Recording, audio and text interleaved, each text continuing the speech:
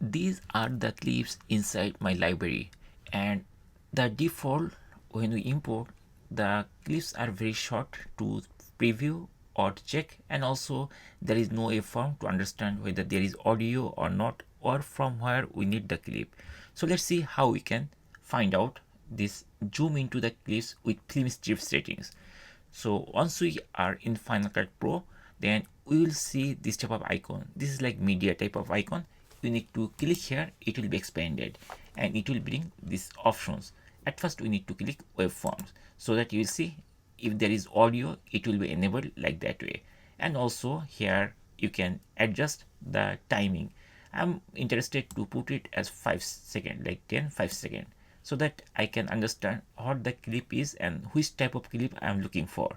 And that's it. Now we have this settings. Basically we apply that settings, and here we are seeing everything for each clip for 5 seconds, and we can understand which clip I am going to import or use for my new project. And that's it. In this way we can easily zoom into our clips with Filmstrip settings.